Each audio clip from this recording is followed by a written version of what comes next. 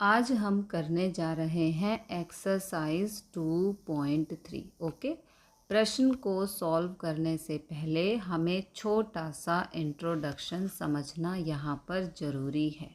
तो यहाँ पर पहला प्रश्न है, विभाजित स्तंभ आकृति क्या होती है? विभाजित स्तंभ आकृति सांख्यिकी में एक ऐसा बार ग्राफ है जिसमें प्रत्येक स्तंभ के कुल मान को विभिन्न उपवर्गों या श्रेणियों के आधार पर विभाजित या बांटा जाता है। ओके, इस एक्सरसाइज में हमें विभाजित स्तंभ आकृति बनानी है। अब विभाजित स्तंभ आकृति क्या है, ये तो हो गई परिभाषा। एक बार देख लेते हैं कि विभाजित स्तंभ आकृति या विभाजित दंड चित्र क्या होता है। इस प्रकार की आकृति को हम विभाजित दंड चित्र कहते हैं। ओके, इन्होंने यहाँ पर कहा है कि प्रत्येक स्तंभ के कुल मान को विभिन्न श्रेणियों के आधार पर विभाजित किया जाता है। ओके, तो जो ये पिलर्स हैं इनको यहाँ पर स्तंभ कहा जाता है और इनको दी गई सूचना के आधार पर अलग अलग बनाया जाता है। इसको कहते हैं विभाजित दंड चित्र। विभाजित का मतलब है बांट कर किसी सूचना को ग्राफ के द्वारा प्रेजेंट करना। ओके, तो ये हो गया विभाजित दंड चित्र। हर सूचना के लिए एक अलग पिलर या स्तंभ बनाया जाता है। दूसरा प्रश्न है यहाँ पर, विभाजित स्तंभ आकृति कब खींची जाती है? दी गई सूचना को अलग अलग विभागों में प्रस्तुत करने के लिए विभाजित दंड चित्र खींचा जाता है। आपको नाम से ही समझ जाना चाहिए कि विभाजित स्तंभ आकृति क्या होती है। विभाजित का मतलब है बांटना, स्तंभ आकृति मतलब जिसमें पिलर्स हों, इस तरह से पिलर्स हों। ओके, तो यहाँ पर प्रश्न है कि विभाजित स्तंभ आकृति कब खींची जाती है। ओके, तो यहाँ पर इसका आंसर है दी गई सूचना को अलग अलग विभागों में प्रस्तुत करने के लिए। देखो यहाँ पर जो प्रश्न है ये 2.3 का शायद पहला प्रश्न है, मैं देख लेती हूँ। एक्सरसाइज 2.3 का प्रश्न एक है जिसमें इस तरह से सूचना दी गई है। तो यहाँ पर विभाग आप देख सकते हो अलग अलग है, मार्ग परिवहन, रेलवे, आयकर एंड सो ऑन। ठीक है, तो इन सभी विभागों को हमें अलग अलग करके प्रेजेंट करना है। इस सिचुएशन में हम इस प्रकार का विभाजित दंड चित्र बनाते हैं, क्योंकि यहाँ पर जो सूचना दी गई है उसमें सभी विभाग अलग अलग हैं। तो एक विभाग के लिए एक पिलर बनाया जाएगा, अगले विभाग के लिए अगला पिलर बनाया जाएगा, इस प्रकार से। ओके, बाकी जो है डिटेल में हम प्रश्न में समझेंगे। यहाँ पर मैंने आपको बेसिक बता दिया है कि विभाजित दंड चित्र क्या होता है। ओके, नेक्स्ट जो समझने जैसा इम्पॉर्टेंट पॉइंट है वो है यहाँ पर पास पास दंड चित्र या बहुगुणी की आकृति कब खींची जाती है। इसकी डेफिनेशन है, पास पास दंड चित्र की आकृति तब खींची जाती है जब हमें किसी एक ही आधार से संबंधित दो या दो से अधिक परस्पर संबंधित चरों या श्रेणियों के आंकड़ों की आपस में तुलना करनी हो। ये तो हो गई डेफिनेशन। अब इसको हम समझते हैं चित्र की मदद से। ओके, तो 2.3 में क्वेश्चन 3 है, जिसमें हमें यहाँ पर पास पास दंड चित्र बनाना है। पास पास को बहुगुणी भी कहते हैं। अब आपको यहाँ नाम से ही समझना चाहिए कि पास पास या बहुगुणी का मतलब क्या होता है। शब्दों पे आपको बहुत ध्यान देना है, तो आपको इजीली प्रश्न समझ में आएगा। पास पास का मतलब है बिल्कुल पास पास। आप देख सकते हो ये दोनों पिलर्स पास पास हैं, ये दोनों पिलर्स पास पास हैं, सभी पास पास हैं, है ना। और यहाँ पे 2 पिलर्स हैं। इन 2 पिलर्स का मतलब है कि यहाँ पर 2 तरह की जानकारी दी गई है। ओके, कंपनी है यहाँ पर, और कंपनी के बारे में 2 इन्फॉर्मेशन दी गई है। अब हमें इस दोनों इन्फॉर्मेशन को एक ही ग्राफ पर शो करना है। ओके, तो जब हमें एक से अधिक जानकारी दी गई हो और उन जानकारियों को हमें एक ही ग्राफ पर शो करना हो, तब हम पास पास या बहुगुणी प्रकार का ग्राफ बनाते हैं। ओके, अब यहाँ पर एक कंपनी है और उसकी 2 विशेषताएं दी गई हैं। इन दोनों गुणों या विशेषताओं को हमें एक ही ग्राफ पर शो करना है। अब दोनों जानकारियों में अंतर करने के लिए यहाँ पर कलर से अंतर किया गया है। शेयर का बंध मूल्य, इसको ब्लैक कलर से शो किया है, और 15 दिन के बाद उसी शेयर के बंध मूल्य की जानकारी को वाइट कलर से शो किया गया है। यहाँ पर एक कंपनी के बारे में 2 जानकारी है। शेयर के बंध मूल्य को ब्लैक कलर से शो किया है, शेयर का बंध मूल्य ब्लैक कलर, और 15 दिन के बाद उसी शेयर के बंध मूल्य को वाइट कलर से शो किया है, ताकि हमें दोनों में अंतर पता चले। ओके, तो इस प्रकार के ग्राफ को पास पास या बहुगुणी कहते हैं। एक्सरसाइज में क्वेश्चन 3 है। क्वेश्चन 3 में हम बिल्कुल डिटेल से समझेंगे कि इसको कैसे सॉल्व करना है। ओके, नेक्स्ट पॉइंट है यहाँ पर सरल विभाजित दंड चित्र क्या होता है। सबसे पहले आप शब्द को समझो कि शब्द क्या कह रहा है। ओके, सरल का मतलब है आसान, विभाजित का मतलब है बांटना, दंड चित्र का मतलब ग्राफ। ओके, दी गई सूचना को आसान तरीके से बांटकर ग्राफ पे शो करना, उसे हम कहते हैं सरल विभाजित दंड चित्र। ओके, अब इसकी डेफिनेशन देखते हैं क्या है।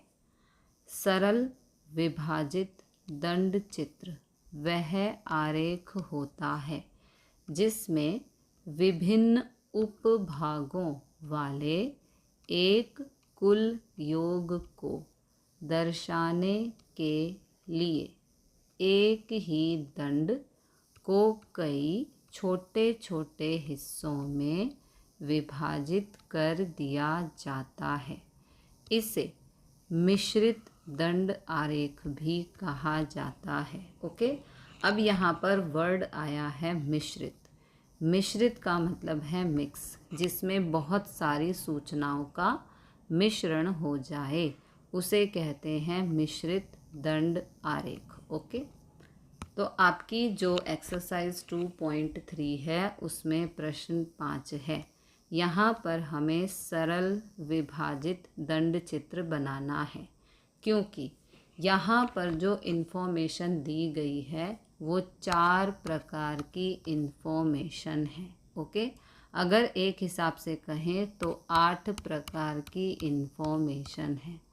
अब इस 8 प्रकार की इन्फॉर्मेशन को हमें एक ही ग्राफ पर शो करना है।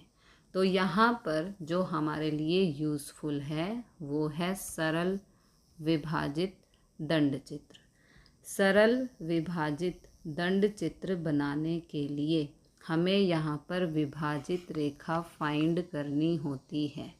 ये हम कैसे फाइंड करेंगे, ये मैं आपको प्रश्न सॉल्व करते हुए कंप्लीट समझाऊंगी। ओके, अब यहाँ पे आप देख सकते हो विस्तार ए के लिए 4 तरह से इन्फॉर्मेशन को शो किया गया है, क्योंकि यहाँ पर विस्तार ए के लिए 4 तरह की इन्फॉर्मेशन है। विस्तार बी के लिए भी 4 तरह की इन्फॉर्मेशन है, तो इसको भी 4 अलग अलग हिस्सों में बांटकर शो किया गया है। इस प्रकार के ग्राफ को सरल विभाजित दंड चित्र कहते हैं। ओके, ये हम तब बनाते हैं जब हमें कई प्रकार की इन्फॉर्मेशन दी गई हो और उसे हमें एक ही ग्राफ पर शो करना हो। तो ये क्वेश्चन 5 है, इसको हम एक्सरसाइज में कंप्लीट समझेंगे।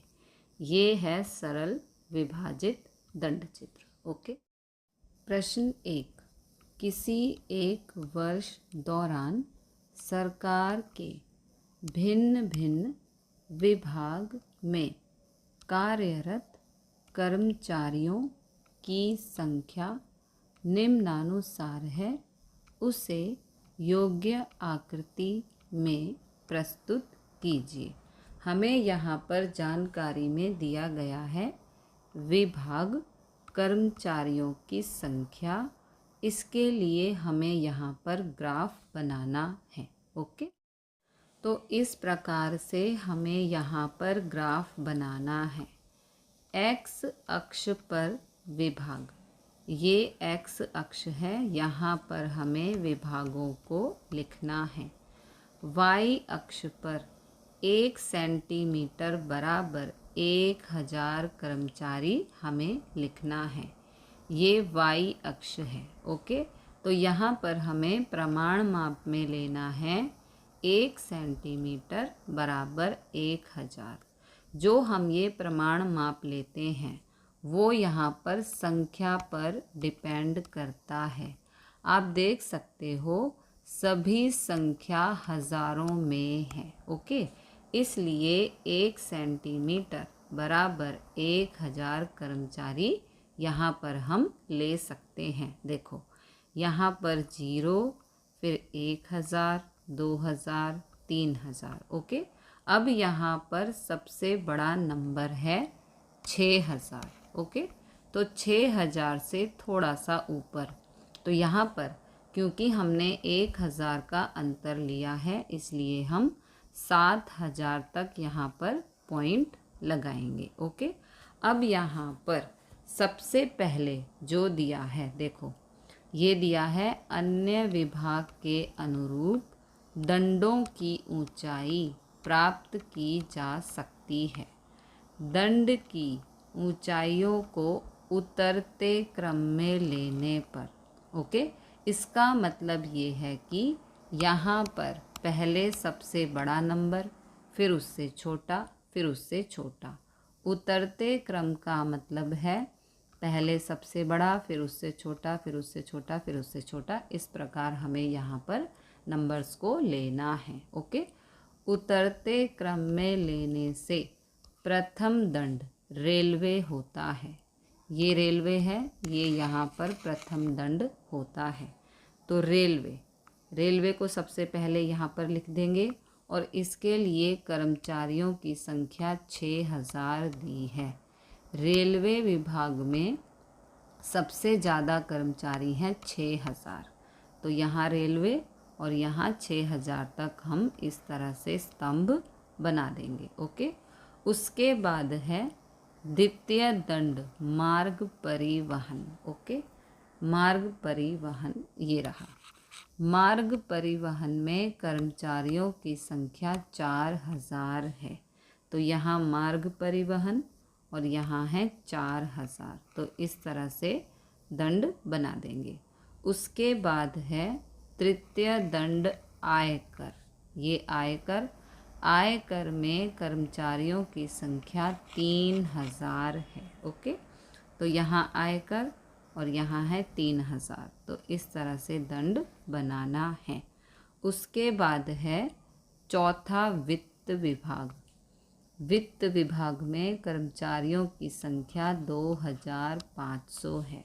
तो यहाँ वित्त विभाग और 2500 यानी कि 2000 और 3000 के बीच में कहीं यहाँ पर होगा, तो यहाँ पर दंड बना देंगे। ओके, पांचवा आयोजन पंच को रखेंगे। यहाँ पर आयोजन पंच है, उसमें कर्मचारियों की संख्या 1500 है।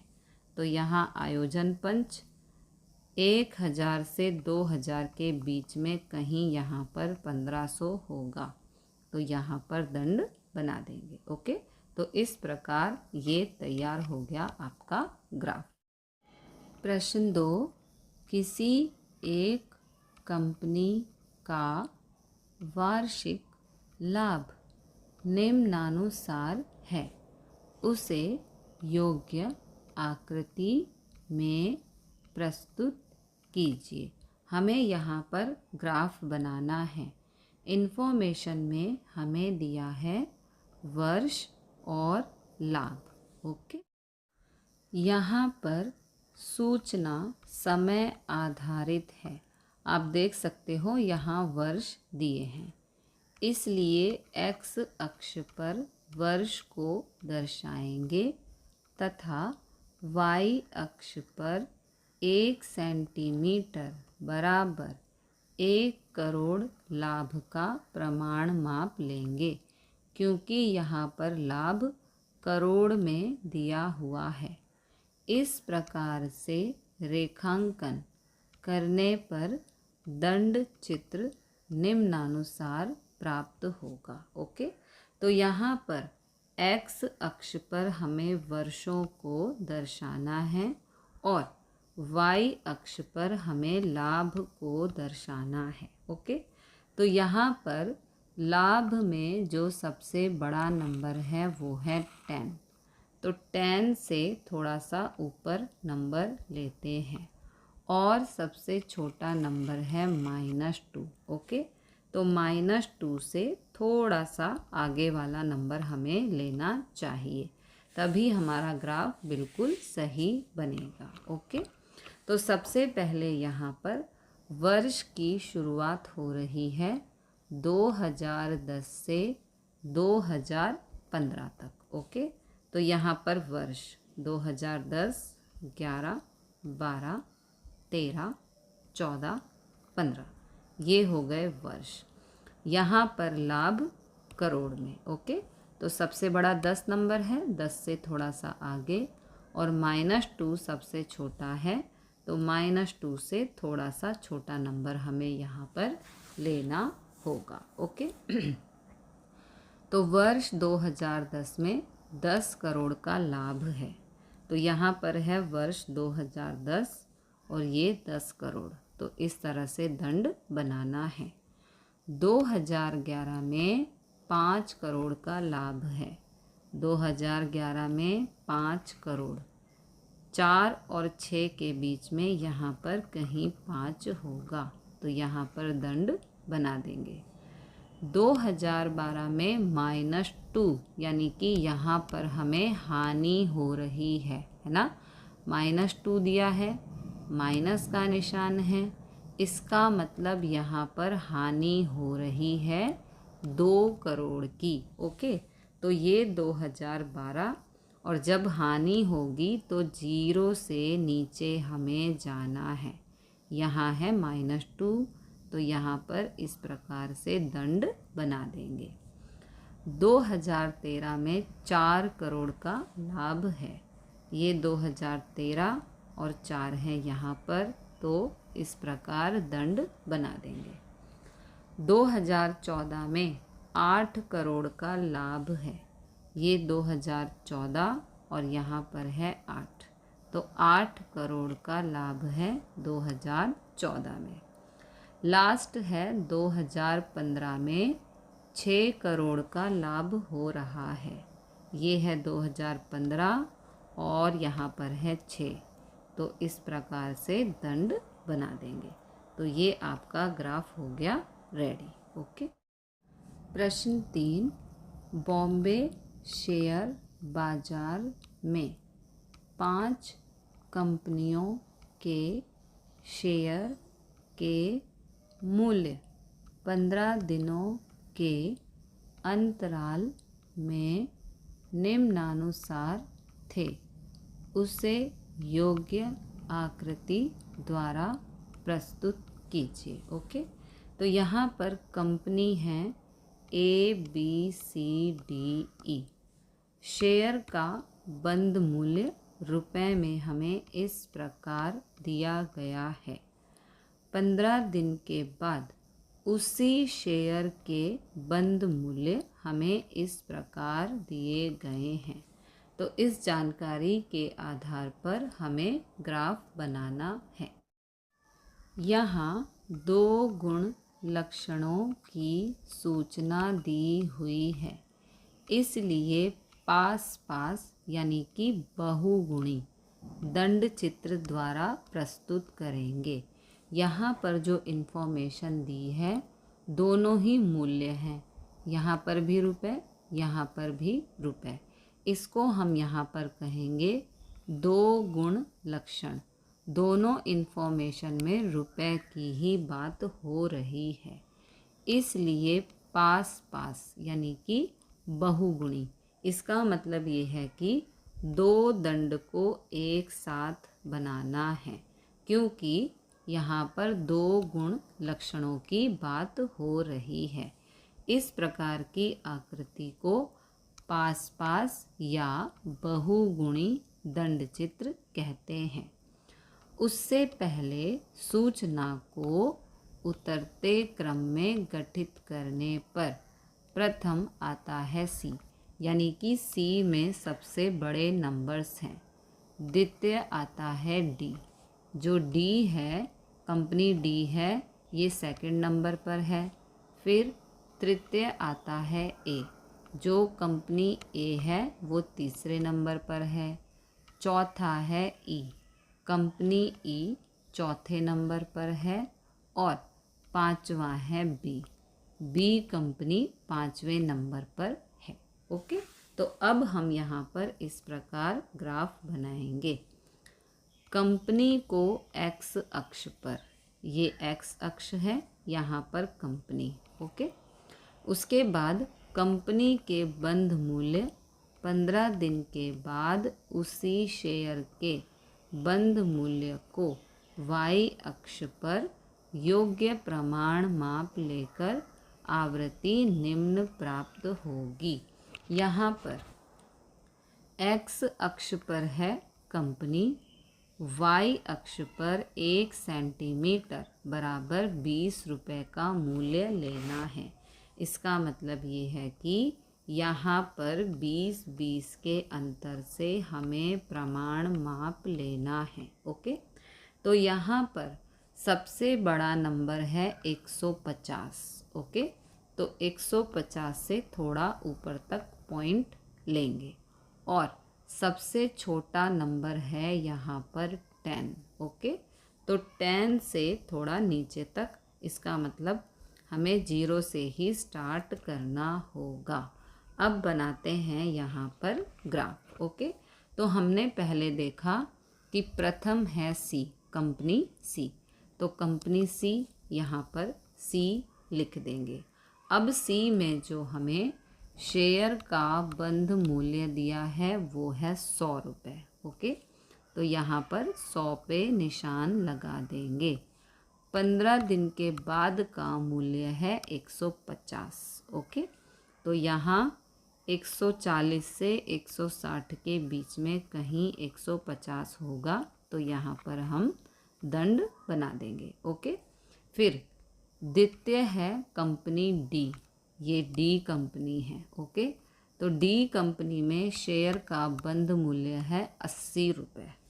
तो ये डी कंपनी है, 80 रुपये, यहाँ पर 80 है, इसके सामने इस तरह से दंड बना देंगे। ठीक है, जो पहला मूल्य है वो डार्क ब्लैक में दिया हुआ है और जो 15 दिन के बाद का मूल्य है वो इस प्रकार वाइट लाइट कलर में दिया हुआ है, ताकि आपको अंतर पता चले कि ये पहला मूल्य है और ये 15 दिन के बाद का मूल्य है।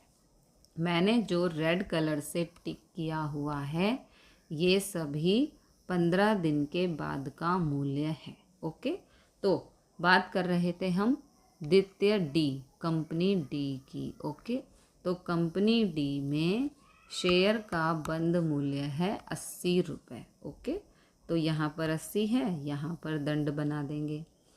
15 दिन के बाद का मूल्य है 60 रुपये, तो 60 यहाँ पर है, यहाँ पर दंड बना देंगे। ओके, जो 15 दिन के बाद के रुपए हैं, शेयर का जो बंद मूल्य है वो इस तरह से वाइट वाले दंड में दिखाया गया है। ओके, उसके बाद बात करते हैं तृतीय ए, कंपनी ए। ओके, तो शेयर का बंद मूल्य है 40 रुपये, तो यहाँ पर ये रहा 40 रुपये। 15 दिन के बाद का मूल्य है 60 रुपये, तो 60, ये 60 यहाँ पर। ओके, ये है 15 दिन के बाद का मूल्य। ओके, ये हो गया ए। अब चलते हैं ई, चौथा नंबर। तो यहाँ पर कंपनी ई में शेयर का बंद मूल्य है 30 रुपये। ये कंपनी ई, शेयर का बंद मूल्य 30, 20 और 40 के बीच में यहाँ पर कहीं 30 होगा, तो यहाँ पर दंड बना देंगे। फिर 15 दिन के बाद का उसी शेयर का मूल्य, हम कौन सी कंपनी में हैं अभी, चौथा ई में है। ठीक है, तो यहाँ पर आ रहा है 10। 15 दिन के बाद का मूल्य है 10 रुपये। ओके, तो 10 यहाँ पर होगा, 0 से 20 के बीच में यहाँ पर कहीं 10 होगा, तो यहाँ पर दंड बना देंगे। फिर लास्ट यानी कि पांचवा है कंपनी बी। ओके, ये कंपनी बी, तो शेयर का बंद मूल्य है 20 रुपये। तो शेयर का बंद मूल्य 20 रुपये, यहाँ 20 है, यहाँ पर दंड बना देंगे। कंपनी बी ये रही। 15 दिन के बाद उसी शेयर का बंद मूल्य है 30 रुपये। ओके, तो 30, 20 और 40 के बीच में कहीं यहाँ पर 30 है, तो यहाँ पर दंड बना देंगे। ओके, इस प्रकार से हमारा ग्राफ यहाँ पर तैयार हो चुका है। यहाँ पर प्रमाण माप में आपको दिया है शेयर का बंद मूल्य डार्क ब्लैक कलर से शो किया गया है और 15 दिन के बाद उसी शेयर के बंद मूल्य को वाइट कलर के ग्राफ से शो किया गया है। ओके, प्रश्न 4, किसी एक वर्ष के दौरान 5 देशों के जन्म दर और मृत्यु दर की सूचना निम्नानुसार है, तो उसे योग्य आकृति में प्रस्तुत करो।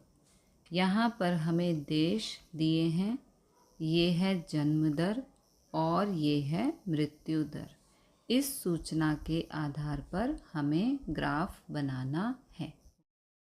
यहाँ 2 गुण लक्षणों की सूचना दी हुई है, इसलिए पास पास या बहुगुणी दंड चित्र द्वारा प्रस्तुत करेंगे।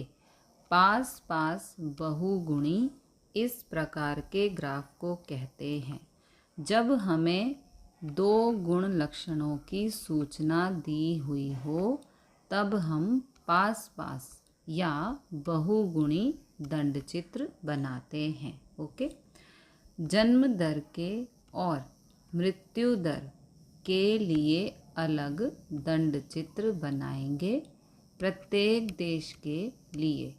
इस प्रकार की सूचना को 2 पास पास के दंड चित्र में दर्शाएंगे।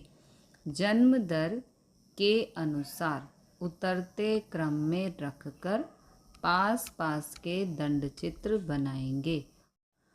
उतरते क्रम का मतलब है यहाँ पर पहले सबसे बड़ा, फिर उससे छोटा, फिर उससे छोटा, फिर उससे छोटा। ओके, इसे कहते हैं उतरते क्रम में। ओके, तो देश को एक्स अक्ष पर और जन्म दर और मृत्यु दर को योग्य प्रमाण माप लेकर वाई अक्ष पर दर्शाएंगे। ओके, प्रमाण माप एक्स अक्ष पर देश हैं, ये एक्स अक्ष है, यहाँ पर हमें देशों को लेना है।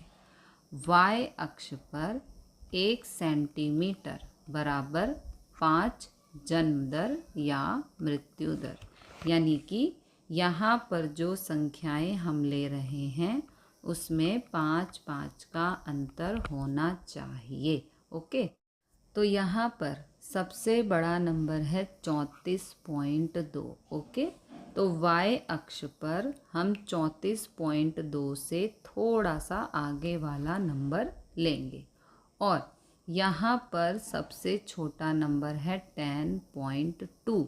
तो 10.2 से माइनस करते हुए नीचे की तरफ का नंबर हम लेंगे। इसका मतलब हमें 0 से ही स्टार्ट करना होगा और इन सब में 5-5 का अंतर लेना है। आप चाहो तो 10 का भी अंतर ले सकते हो। ओके, तो अब ग्राफ बनाते हैं। ओके, तो सबसे पहले यहाँ पर जो नंबर है वो है भारत का, जिसमें जन्म दर सबसे ज़्यादा है और मृत्यु दर भी सबसे ज़्यादा है, तो यहाँ पर भारत लिखेंगे। अब एक चीज़ और, जन्म दर को दिखाने के लिए यहाँ पर ये ब्लैक दंड बनाया गया है, मृत्यु दर को दिखाने के लिए वाइट दंड बनाया गया है, ताकि हमें अंतर पता रहे कि जन्म दर है ये ब्लैक वाला, मृत्यु दर है ये वाइट वाला। ओके, तो भारत में जन्म दर है 34.2। ओके, तो भारत, यहाँ भारत लिखेंगे 34.2, 35 से थोड़ा सा नीचे कहीं यहाँ पर होगा। ओके, फिर भारत में मृत्यु दर है 20.4, तो 20.4 मृत्यु दर के लिए वाइट दंड बनाना है। 20 से थोड़ा सा ऊपर कहीं यहाँ 20.4 होगा, तो यहाँ पर दंड बना देंगे।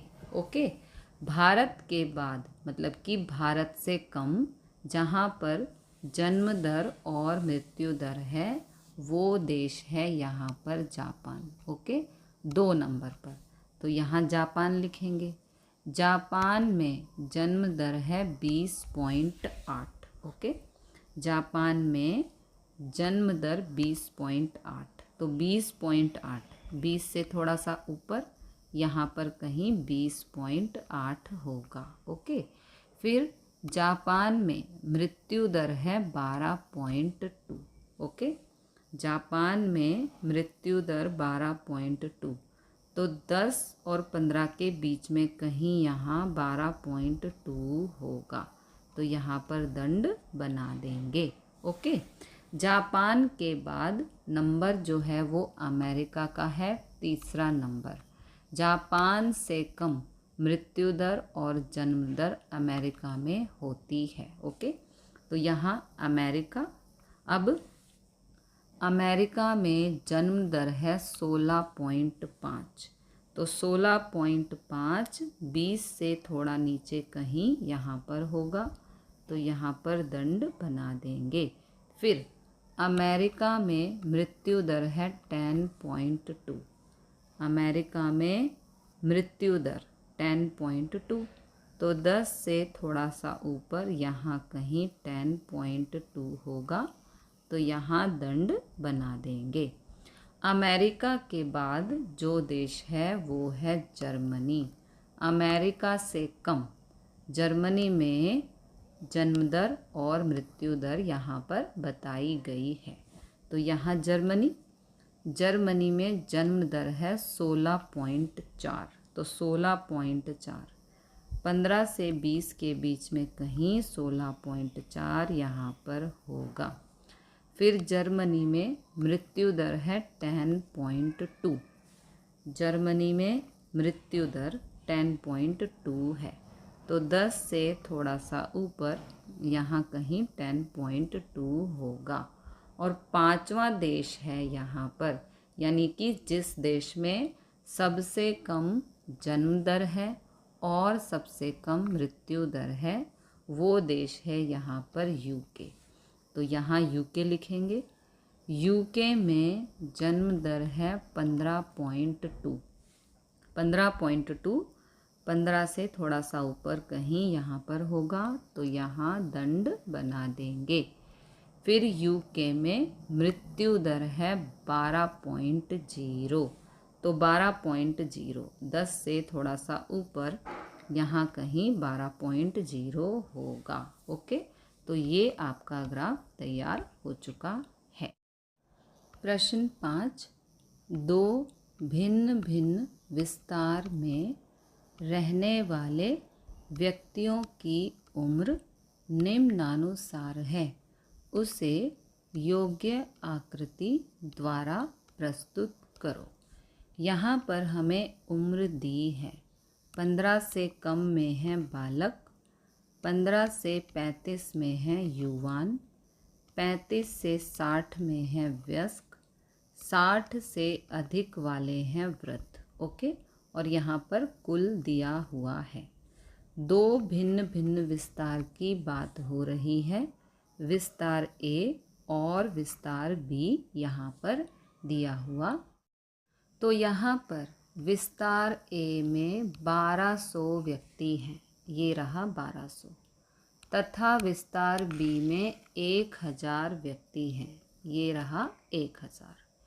एक्स अक्ष पर विस्तार और वाई अक्ष पर व्यक्तियों की संख्या लेकर सरल विभाजित दंड चित्र में दर्शाएंगे।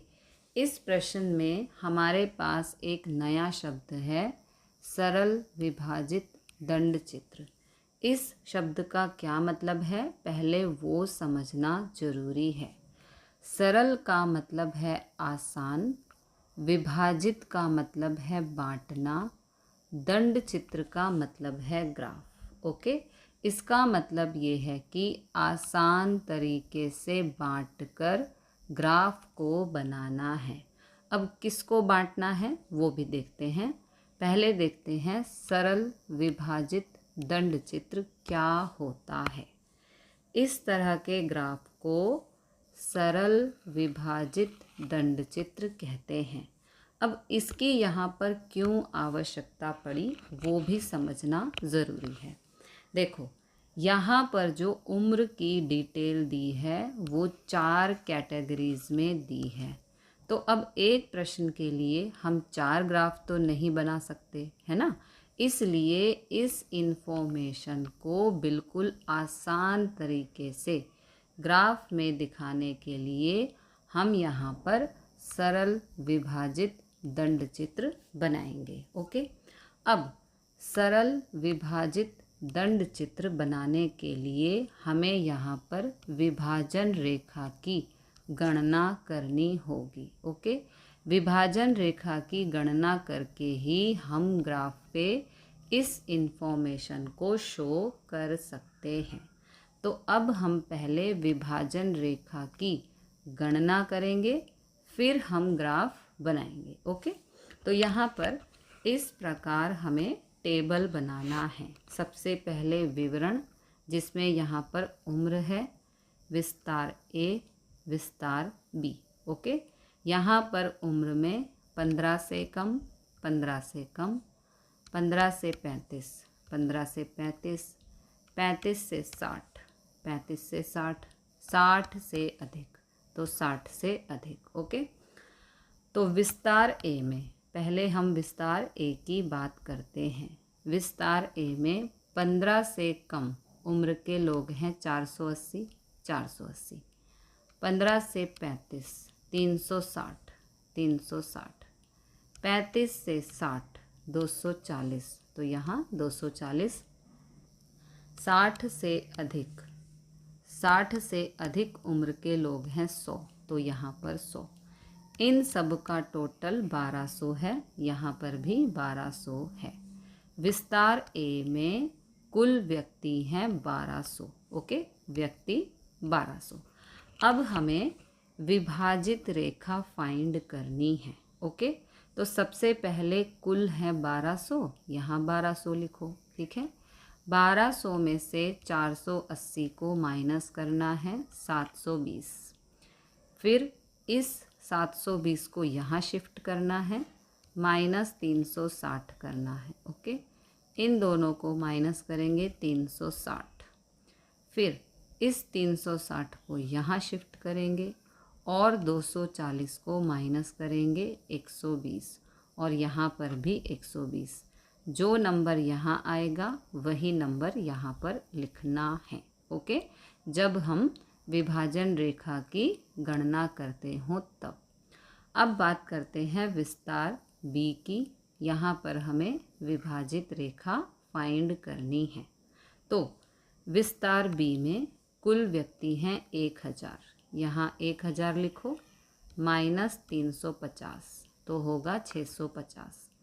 अब इस 650 को यहाँ शिफ्ट करेंगे, इसमें से माइनस करेंगे 250, तो आंसर आएगा 400। अब इस 400 को यहाँ लिखेंगे। ओके, इसमें से माइनस करेंगे ये वाला 200, तो 200 आएगा। 400 माइनस 200 200, और इस 200 को ही यहाँ पर लिख देना है। जो नंबर यहाँ है वही नंबर यहाँ पर आएगा। ओके, तो ये हमने फाइंड की विभाजन रेखा। अब इस विभाजन रेखा का यहाँ पर क्या यूज़ है वो हम देखते हैं। ओके, देखो यहाँ पर ये हमने विभाजित रेखा फाइंड की है। एक्स अक्ष पर विस्तार दिखाना है, ये एक्स अक्ष है, यहाँ पर विस्तार, विस्तार ए, विस्तार बी। वाई अक्ष पर 1 सेंटीमीटर बराबर 100 व्यक्ति, यहाँ पर ये वाई अक्ष है, और 1 सेंटीमीटर बराबर 100 व्यक्ति, यानी कि सभी में 100 का अंतर होना चाहिए। ओके, और यहाँ पर जो सबसे बड़ा नंबर है वो 1200 है, तो 1200 तक ही हमें ग्राफ बनाना है। ओके, अब क्योंकि यहाँ पर 4 तरह की इन्फॉर्मेशन है उम्र के लिए, है ना, इसीलिए हम सरल विभाजित दंडचित्र बना रहे हैं। तो 4 तरह की इन्फॉर्मेशन को हम कैसे दिखाएंगे, इस प्रकार दिखाएंगे। देखो ध्यान से समझना है। बालक 15 से कम को इस प्रकार, ये 15 से कम का ग्राफ है। 15 से 35 का जो ग्राफ है वो इस प्रकार का है। 35 से 60 का जो ग्राफ है वो इस प्रकार का है। 60 से अधिक का जो ग्राफ है वो इस प्रकार का है। ओके, अब हम ग्राफ बनाएंगे। तो हमने यहाँ पर जो विभाजित रेखा फाइंड की है उसके हिसाब से हमें ग्राफ बनाना है। ओके, यदि हम इस तरह से इस इंफॉर्मेशन के अकॉर्डिंग सीधा ग्राफ बनाने जाएं तो वो गलत हो जाएगा। ग्राफ को इजीली बनाने के लिए हमने यहाँ पर विभाजन रेखा फाइंड की है। जब इस तरह से कई प्रकार की इंफॉर्मेशन दी गई हो तो हमें सरल विभाजित दंडचित्र बनाना होता है इस प्रकार का। ओके, और सरल विभाजित दंडचित्र बनाने के लिए विभाजन रेखा की गणना करनी होती है। ओके, अब विभाजन रेखा की मदद से हम यहाँ पर ग्राफ बनाएंगे। सबसे पहले बात करते हैं विस्तार ए की। ओके, तो यहाँ से स्टार्ट करना है। 60 से अधिक के लिए 120, 120 कहीं यहाँ होगा तो यहाँ पर निशान है। ओके, 35 से 60 के लिए 360, 360, 300 और 400 के बीच में कहीं यहाँ पर होगा। 15 से 35 के लिए 720, 720 कहीं यहाँ पर है। ओके, ये निशान लगाया हुआ है। और 15 से कम के लिए लास्ट में है 1200। तो यहाँ पर देखो विस्तार ए में कुल 1200 व्यक्ति थे, है ना, तो बस हो गया।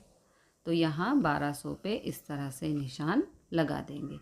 इसलिए हमने यहाँ पर विभाजन रेखा की गणना की थी ताकि हम इन्फॉर्मेशन को इजीली शो कर सकें। अब बात करते हैं विस्तार बी की। ओके, 60 से अधिक के लिए 200, तो 200 यहाँ ये रहा, ठीक है, ये 200। उसके बाद 35 से 60 के लिए 400, तो 400 यहाँ ये रहा। ओके, उसके बाद 15 से 35 के लिए 650, 650 कहाँ होगा, 700 और 600 के बीच में कहीं यहाँ पर। और लास्ट में 15 से कम 1000, तो यहाँ पर है 1000, 1000 के सामने यहाँ पॉइंट। ओके, तो ये हमारा ग्राफ तैयार हो चुका है। इस तरह के ग्राफ को कहते हैं सरल विभाजित दंड चित्र। ओके, प्रश्न 6, प्रश्न 5 की सूचना पर से प्रतिशत विभाजित स्तंभाकृति द्वारा प्रस्तुत कीजिए। प्रश्न 5 में जो हमें इन्फॉर्मेशन दी गई है उसको हमें प्रतिशत विभाजित स्तंभाकृति द्वारा प्रस्तुत करना है। ओके, तो इसे कहते हैं स्तंभाकृति, यानी कि बड़े बड़े जो पिलर्स खड़े करके हम आकृति बनाते हैं उसको कहते हैं स्तंभ आकृति। लेकिन यहाँ पे दिया है प्रतिशत। अब इस प्रतिशत का क्या मतलब है, कैसे फाइंड करना है, वो हम समझते हैं। देखो, यहाँ पर जो व्यक्तियों की संख्या दी है, इन व्यक्तियों की संख्या को हमें इस प्रकार प्रतिशत में कन्वर्ट करना है। देखो कैसे करेंगे, थोड़ी सी मेहनत करनी पड़ेगी। ओके, यहाँ पर ये व्यक्ति हैं, इनको हमें प्रतिशत में बदलना है, जो कि बहुत आसान है। देखो, कुल व्यक्तियों की संख्या यहाँ पर है 1200। ओके, तो सबके अपॉन में 1200 लिखना है। क्योंकि हम प्रतिशत फाइंड कर रहे हैं, गुणा 100 गुणा 100 गुणा 100 गुणा 100 कर देंगे। और यहाँ पर जो व्यक्तियों की संख्या है उन सभी व्यक्तियों की संख्या को न्यूमरेटर में लिखना है। 480 480, 360 360, 240 240, 120 120। अब इसको सिंप्लीफाई करेंगे 40%, ये आ गया। ओके, इसको सिंप्लीफाई करेंगे 30%, ये आ गया। इसको सिंप्लीफाई करेंगे 20%, ये आ गया। इसको सिंप्लीफाई करेंगे 10%, ये आ गया। ओके, और इन सब का कुल यहाँ पर 100 आता है। तो इस प्रकार हम इजीली प्रतिशत फाइंड कर सकते हैं। तो हमने यहाँ पर प्रतिशत फाइंड किया जिसका आंसर 100 आ रहा है। ओके, अब क्योंकि यहाँ पर हम विभाजित स्तंभाकृति बना रहे हैं तो हमें पहले विभाजित रेखा भी फाइंड करनी होगी। विभाजित रेखा फाइंड करने के लिए यहाँ पर जो प्रतिशत का कुल है उसको यहाँ लिखेंगे, माइनस करेंगे इस वाले 40 को तो 60 आएगा। ओके, फिर इस 60 को यहाँ पर शिफ्ट करेंगे, इस वाले 30 को माइनस करेंगे, 60 माइनस 30 30 होता है। फिर इस 30 को यहाँ शिफ्ट करेंगे, यहाँ पर जो 20 है इसको माइनस करेंगे, 30 माइनस 20 10 होता है। यहाँ पर 10 है तो यहाँ पर भी 10 ही होगा। तो ये हमने विभाजित रेखा फाइंड की ताकि हम इजीली यहाँ पर ग्राफ पर इंफॉर्मेशन को शो कर सकें। ओके, तो x अक्ष पर विस्तार है, ये x अक्ष है, यहाँ पर विस्तार है, विस्तार A, विस्तार B। ओके। y अक्ष पर 1 सेंटीमीटर बराबर 10% लेना है, ये y अक्ष है, यहाँ पर 1 सेंटीमीटर बराबर 10% लेना है, यानी कि इन सभी में 10-10 का अंतर होना चाहिए। उसके बाद 15 से कम उम्र के बालकों को इस प्रकार दिखा रहे हैं। 15 से 35 की उम्र के जो लोग हैं उनको इस प्रकार दिखा रहे हैं। 35 से 60 की उम्र के जो लोग हैं उनको इस प्रकार दिखा रहे हैं। 60 से अधिक उम्र के जो लोग हैं उनको इस प्रकार दिखा रहे हैं। अब विभाजित रेखा के अकॉर्डिंग यहाँ पर हम पॉइंट लगाएंगे। ओके। तो सबसे पहले 60 से अधिक के लिए 10। ओके। तो यहाँ पर ये रहा 10। 35 से 60 के लिए 30, तो ये रहा 30। 15 से 35 के लिए 60। ओके। तो ये रहा 60। 15 से कम के लिए 100, तो ये रहा 100। ओके। इस प्रकार हमने अभी विस्तार A का ग्राफ बना दिया है। ओके। अब हम विस्तार B के लिए प्रतिशत फाइंड करेंगे। प्रतिशत फाइंड करने के लिए यहाँ पर व्यक्तियों की कुल संख्या है 1000, तो सभी के डिनोमिनेटर में 1000 लिख देना है। कुल हमेशा डिनोमिनेटर में आता है, क्योंकि हम प्रतिशत फाइंड कर रहे हैं तो गुणा 100 गुणा 100 गुणा 100 और गुणा 100 कर देना है। ओके। अब यहाँ पर जो व्यक्तियों की संख्या दी है उन सभी को न्यूमरेटर में लिख देना है। 350, 250, यहाँ से 200 और यहाँ से 200। इसको सॉल्व करेंगे 35%, इसको सॉल्व करेंगे 25%, इसको सॉल्व करने पर 20% और इसको सॉल्व करने पर भी 20% आता है। ये हमने फाइंड किया है प्रतिशत। 35, 25, 20, 20, 35, 25, 20, 20। अब विस्तार B के लिए हम विभाजित रेखा फाइंड करेंगे। विभाजित रेखा फाइंड करने के लिए यहाँ पर प्रतिशत का जो कुल है वो है 100, तो यहाँ लिख देंगे। ओके। 100 माइनस ये वाला 35, 100 माइनस 35 करने पर 65। अब इस 65 को यहाँ शिफ्ट करेंगे, माइनस करेंगे ये वाला 25। 65 माइनस 25 40 होता है। अब इस 40 को यहाँ पर शिफ्ट करना है, माइनस करना है ये वाला 20। 40 माइनस 20 20 होता है। यहाँ पर भी 20 ही लिख देंगे। जो नंबर यहाँ है वही नंबर यहाँ होना चाहिए। अब हम विस्तार B के लिए स्तंभाकृति बनाएंगे। ओके।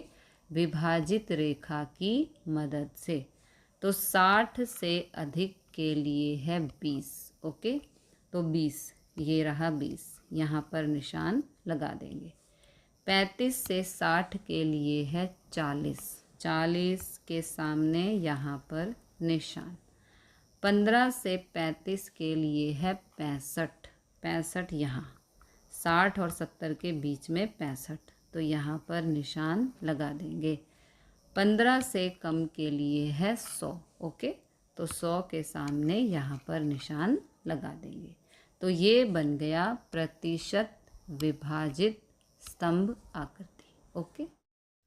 प्रश्न 7, कार बनाने वाली कंपनी द्वारा 3 वर्ष के दौरान किया उत्पादन निम्नानुसार है, उसे वृत्तीय आकृति में प्रस्तुत कीजिए। यहाँ पर है वर्ष, यहाँ पर है कार का उत्पादन। ओके, तो यहाँ पर हमें वृत्तीय आकृति बनानी है। वृत्तीय आकृति का मतलब है इस प्रकार से वृत्त बनाकर इन्फॉर्मेशन को हमें शो करना है। यहाँ दी गई सूचना संख्यात्मक दृष्टि से अत्यंत विशाल होने से सर्वप्रथम उसका वर्गमूल ज्ञात करेंगे। वर्गमूल को 100 से भाग देकर त्रिज्या निश्चित करेंगे और वृत्तीय चित्र की रचना करेंगे। तो यहाँ पर दिया है कि ये जो संख्याएं हैं ये बहुत बड़ी हैं। ओके, इनकी मदद से सम को सॉल्व करना मुश्किल है। सम को इजीली सॉल्व करने के लिए पहले इन सभी संख्याओं का वर्गमूल फाइंड करेंगे। तो यहाँ पर इस प्रकार टेबल बनानी है। ये वर्ष, ये कार का उत्पादन, इस संख्या का वर्गमूल है ये, इस संख्या का वर्गमूल है ये, इस संख्या का वर्गमूल है ये। अब हमें त्रिज्या फाइंड करनी है। त्रिज्या फाइंड करने के लिए वर्गमूल अपॉन में 100 करना है। यहाँ से वर्गमूल है 160, अपॉन में 100 करने पर 1.6 आता है। यहाँ से वर्गमूल है 320, अपॉन में 100 करने पर 3.2 आता है। यहाँ से वर्गमूल है 400, अपॉन 100 करने पर 4 आता है।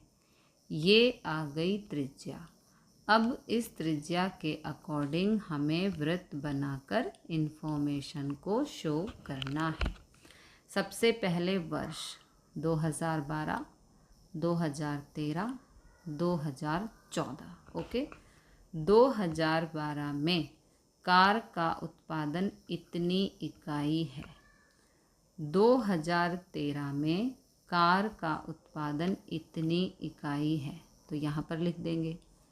2014 में कार का उत्पादन इतनी इकाई है, तो यहाँ लिख देंगे। ओके, अब हमने यहाँ पर त्रिज्या फाइंड की है, तो 2012 का जो वर्ष है उसकी त्रिज्या 1.6 आती है। इसके लिए थोड़ा छोटा वृत्त बनाएंगे। 2013 के लिए त्रिज्या 3.2 आती है। 1.6 से बड़ा है 3.2, तो थोड़ा सा बड़ा वृत्त बनाएंगे। 2014 के लिए त्रिज्या आती है 4।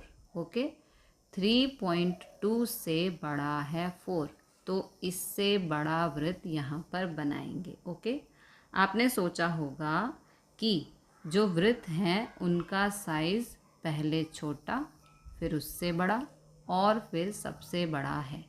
जो वृत्त का साइज़ है यहाँ पर वो त्रिज्या को देखते हुए बनाया गया है। सबसे छोटी त्रिज्या है 1.6, तो सबसे छोटा वृत्त। 1.6 से बड़ी त्रिज्या है 3.2, तो इससे बड़ा वृत्त। 3.2 से बड़ी त्रिज्या है 4, तो इससे बड़ा वृत्त। ओके, इस प्रकार हम वृत्तीय चित्र की रचना करके इन्फॉर्मेशन को शो करते हैं। प्रश्न 8, भिन्न भिन्न समाचार पत्रों की बिक्री की सूचना की प्रतिशतता निम्नानुसार है, उसे वृत्तांश आकृति में प्रस्तुत करो। ये हैं समाचार पत्र और ये है बिक्री के प्रतिशत। ओके, तो यहाँ पर हमें दी गई सूचना को वृत्तांश आकृति में प्रस्तुत करना है। तो हमें यहाँ पर कहा है कि दी गई सूचना को वृत्तांश आकृति में प्रस्तुत करो। सबसे पहले हमें समझना है वृत्तांश आकृति क्या होती है। वृत्तांश शब्द का मतलब है वृत्त के अलग अलग हिस्से, यानी कि हमें यहाँ पर जो सूचना दी गई है उसको हमें वृत्त के अलग अलग हिस्से करके प्रेजेंट करना है। तो यहाँ पर हमें 4 प्रकार की सूचना दी है।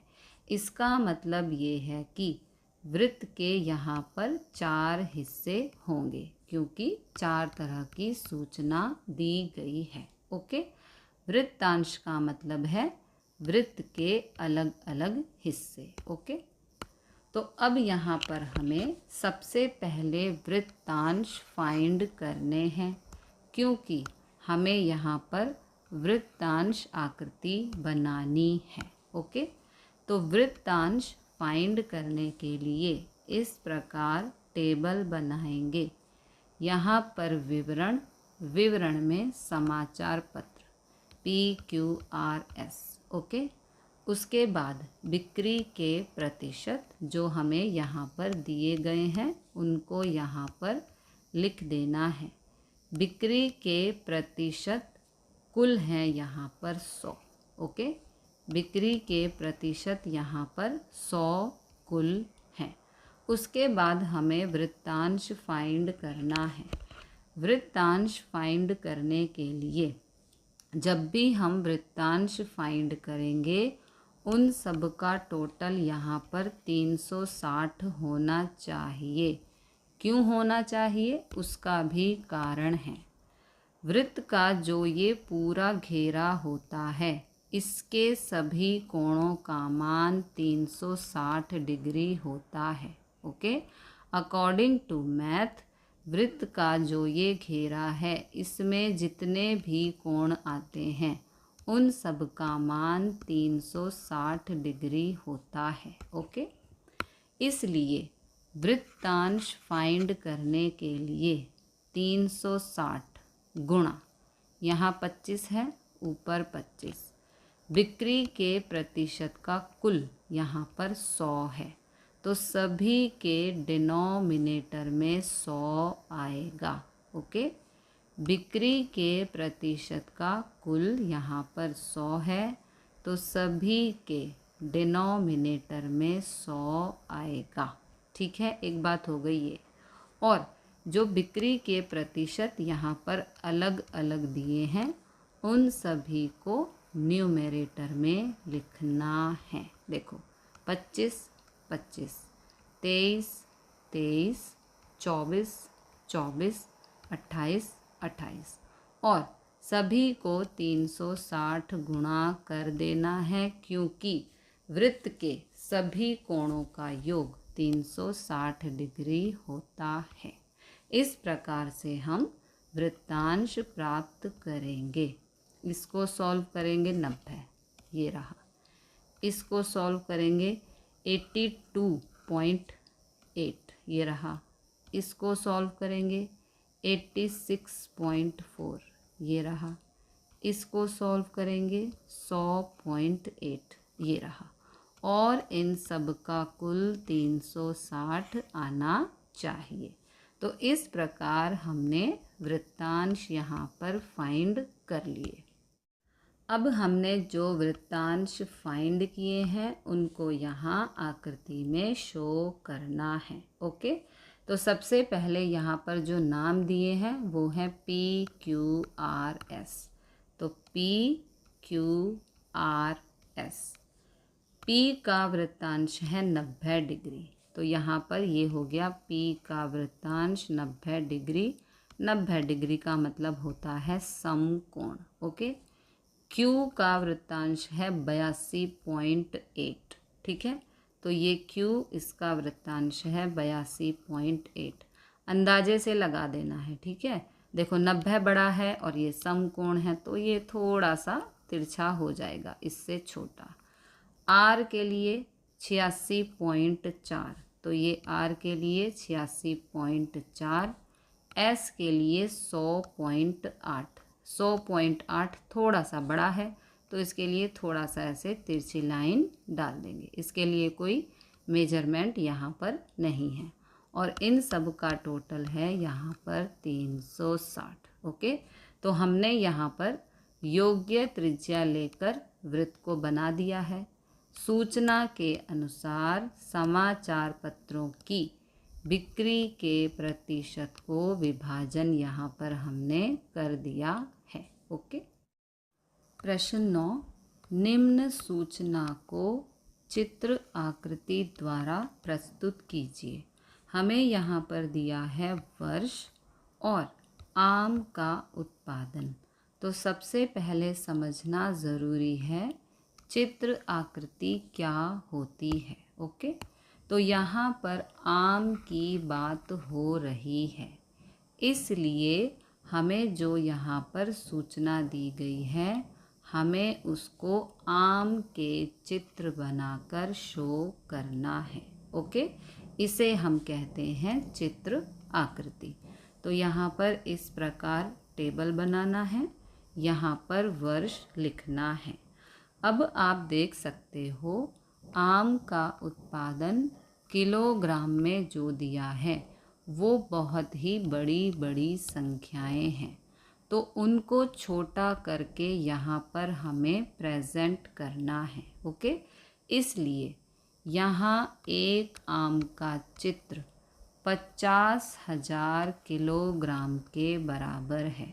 ओके, तो इसकी मदद से हम यहाँ पर इन संख्याओं को छोटा करके आम को प्रेजेंट करेंगे। ओके, तो क्योंकि यहाँ एक आम का चित्र, ये एक आम का चित्र 50,000 किलोग्राम के बराबर है, तो इन सभी संख्याओं को 50,000 से भाग कर देंगे। ओके, तो देखो इस संख्या को 50,000 से भाग करेंगे 2 आएगा, तो वर्ष 2010 में 2 आम के पिक्चर बना देंगे। ओके, फिर इस संख्या को 50,000 से भाग करेंगे 3 आएगा, 2011 में 3 आम के पिक्चर बना देंगे। ओके, फिर इस संख्या को 50,000 से भाग करेंगे तो 5 आएगा, 2012 में आम के पिक्चर हम 5 बना देंगे। उसके बाद इस संख्या को 50,000 से भाग करेंगे, यहाँ पर भी सेम संख्या है, यहाँ पर भी सेम संख्या है, तो इस संख्या को 50,000 से भाग करेंगे 3 आएगा, 2013 में आम के पिक्चर 3 बना देंगे। उसके बाद इस संख्या को 50,000 से भाग करेंगे तो 1.5 आएगा, 2014 में हम यहाँ पर आम के पिक्चर 1.5 बनाएंगे, क्योंकि आंसर आ रहा है 1.5, तो 1.5 है, इसका मतलब 1.5, यानी कि 1 और ये आधा। आप देख सकते हो पिक्चर यहाँ पे आधा बनाया हुआ है। तो 2014 में आम के पिक्चर हम 1.5 बनाएंगे, 1 और आधा। इस तरह से हमने यहाँ पर दी गई सूचना को चित्र आकृति में प्रस्तुत कर दिया है। प्रश्न 10, बिजली के बल्ब का उत्पादन करती 2 प्रतिष्ठित कंपनी के आंकड़े निम्नानुसार हैं, उसे चित्र आकृति में प्रस्तुत करो। तो यहाँ पर 2 कंपनियाँ हैं, कंपनी ए और कंपनी बी। बल्ब का उत्पादन लाख इकाई में दिया गया है। यहाँ पर हमें चित्र आकृति में सूचना को प्रेजेंट करना है। तो क्योंकि बल्ब की बात हो रही है तो इस प्रकार बल्ब बनाकर हमें सूचना को प्रेजेंट करना है। ओके, तो यहाँ पर एक बल्ब बराबर 50 लाख इकाई है। ओके, एक बल्ब जो है 50 लाख इकाई को प्रेजेंट करता है। तो सिंपली हमें यहाँ पर इन सभी संख्याओं को 50 से भाग कर देना है। ओके, तो यहाँ पर इस प्रकार टेबल बनानी है, यहाँ वर्ष। सबसे पहले कंपनी ए की बात करते हैं। 50 को 50 से भाग देंगे 1 आएगा, तो यहाँ पर एक बल्ब का चित्र बनाएंगे। फिर 50 से 100 को भाग करेंगे 2 आएगा, तो यहाँ पर 2 बल्ब के चित्र बनाएंगे। फिर 50 से 175 को भाग करने पर 3.5 आएगा, तो यहाँ पर 3.5 बल्ब बनाएंगे। 1 2 3 और ये आधा। ओके। और लास्ट में यहाँ पर है 200। 50 से 200 को भाग करेंगे तो 4 आएगा, तो यहाँ पर 4 बल्ब के चित्र बनाएंगे। तो इस प्रकार हमने कंपनी ए की चित्र आकृति को तैयार किया। ओके। अब हमें कंपनी बी की सूचना को चित्र आकृति में दर्शाना है। तो इन सभी संख्याओं को 50 से भाग कर देना है। 50 से 100 को भाग करेंगे तो यहाँ पर 2 आता है, तो यहाँ पर 2 बल्ब बना देंगे। 50 से 150 को भाग करने पर 3 आता है, तो यहाँ पर 3 बल्ब बना देंगे। 50 से 200 को भाग करने पर 4 आता है, तो यहाँ 4 बल्ब बना देंगे। 50 से 200 को भाग करने पर 4 आता है, तो यहाँ पर 4 बल्ब बना देंगे। तो ये हो गई कंपनी बी की इन्फॉर्मेशन, जिसको हमने चित्र आकृति में प्रस्तुत कर दिया है। ओके।